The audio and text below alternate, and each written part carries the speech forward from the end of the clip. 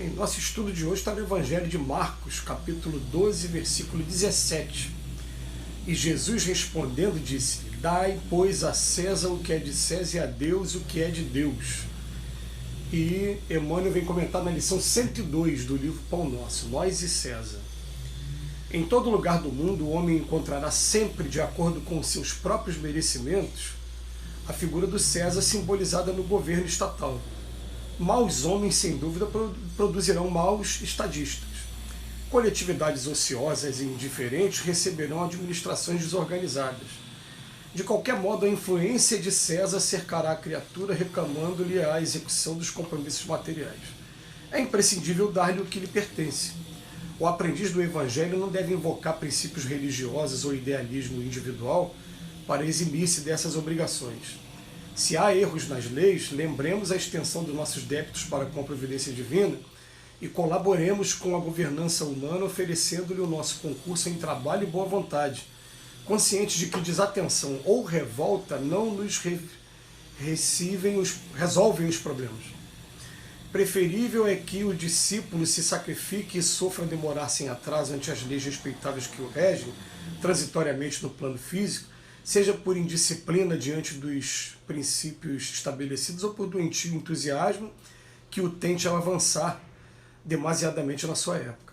Há decretos iníquos, recorda se já cooperaste com aqueles que te governam a paisagem material. Vive em harmonia com os teus superiores e não te esqueças de que a melhor posição é do equilíbrio. Se pretendes viver retamente, não deis a César o vinagre da crítica acerba. Ajuda-o com teu trabalho eficiente no sadio desejo de acertar, convicto de que ele e nós somos filhos do mesmo Deus.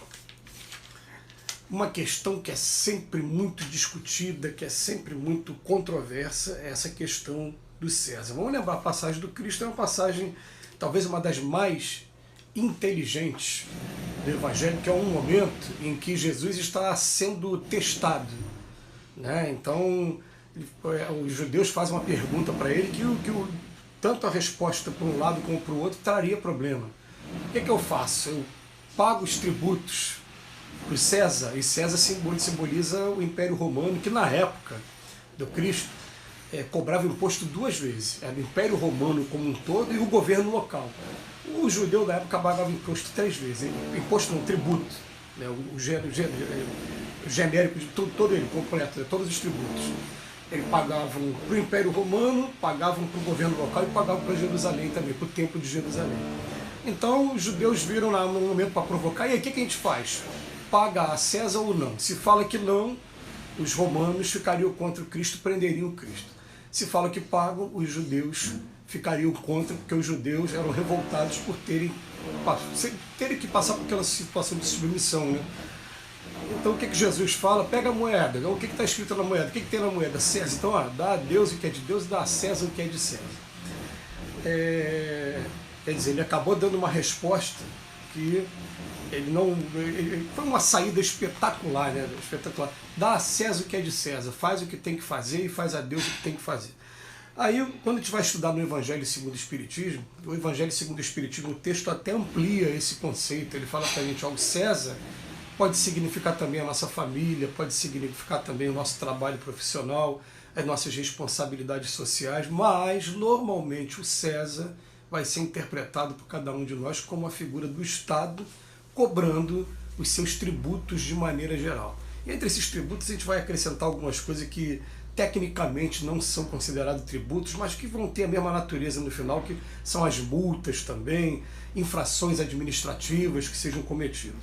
E aí, uma coisa que é interessante, que a gente pode para analisar, principalmente na vida do Chico Xavier, é a preocupação que o Emmanuel tem de falar para o Chico, olha só, não importa o quanto a legislação desse povo esteja atrasada, esteja equivocada, faz o possível para cumprir as suas obrigações e também, se tiver que fazer modificação na legislação, que ela seja feita de modo pacífico, convencendo realmente os pares no momento certo, porque o fruto também tem o seu tempo certo de amadurecer. Então, o fruto coletivo, né, também tem esse momento de amadurecer. Então a recomendação que foi dada para o Chico foi essa, que ele deveria seguir rigorosamente a legislação da época em que ele nasceu.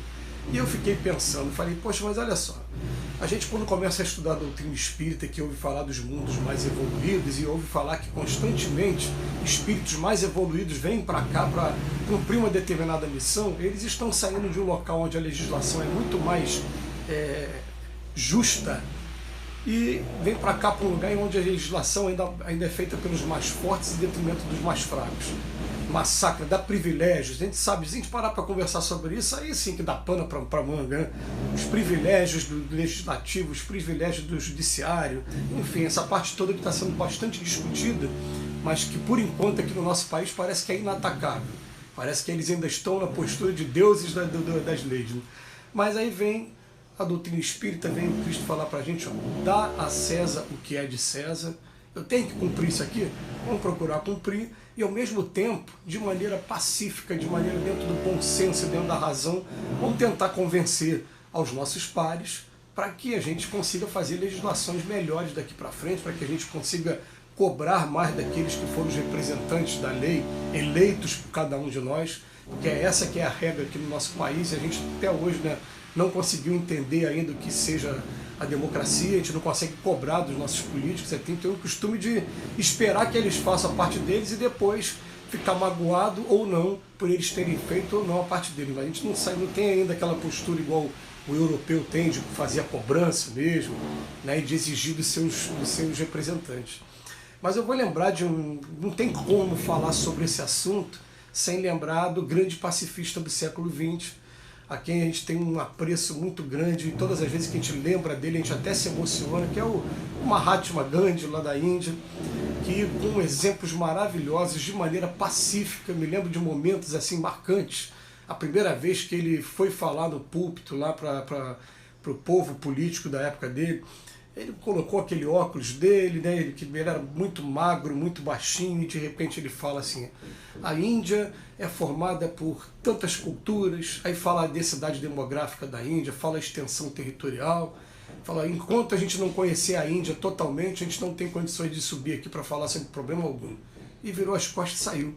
Quando ele falou aquilo, as pessoas olharam e tiveram um despertar e começaram a bater palma para ele, virou, aqui tem um grande representante político nosso. E daqui a pouco o Gandhi consegue conquistar aquele povo e o objetivo principal era conquistar a independência com relação à Inglaterra, que a Índia era uma colônia da Inglaterra, igual nós fomos aqui no Brasil, colônia de Portugal um dia. E aí Gandhi, de maneira pacífica, falou que a gente não vai pegar em arma de nada, mas convencer o povo, ó, não vamos mais usar o jeans, que é do inglês, vamos fazer a nossa própria roupa, aquelas roupas de tecido igual eles utilizam até hoje, turbantes, não vamos mais consumir o sal deles, vamos para o mar para poder estar retirando, extraindo o nosso próprio sal, refinando, e tem momentos que os soldados britânicos chegam a agredir todos eles que estavam tomando essa atitude como se fosse contrária, revolucionária, e o Gandhi fala, para estar do meu lado tem que ser pacífico.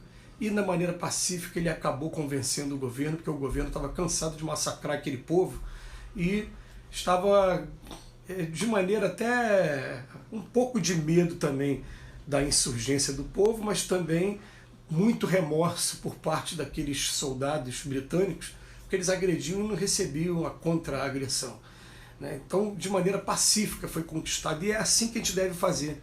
A gente deve procurar, sim, conversar com nossos representantes, entender que todos eles também são seres humanos, entender que a maioria de nós não tem coragem de estar no lugar deles, né?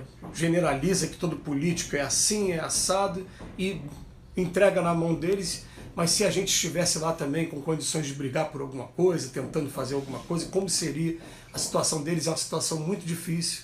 Eu, por exemplo, falo de mim, não estou preparado agora, tenho aqui comigo a intuição de que no passado me comprometi muito com isso, então agora estou procurando buscar mais o Cristo, para quando tiver mais Cristo dentro de mim, um dia eu poder até resgatar tudo que eu fiz politicamente lá atrás. Mas enquanto a gente não tem essa coragem, não está na linha de frente, vamos apoiar os nossos políticos, vamos tentar, conversando, modificar a nossa legislação sem insurgências mais agressivas que possam estar comprometendo a gente com relação a lei de causa e efeito no futuro. Que Jesus nos abençoe hoje e sempre.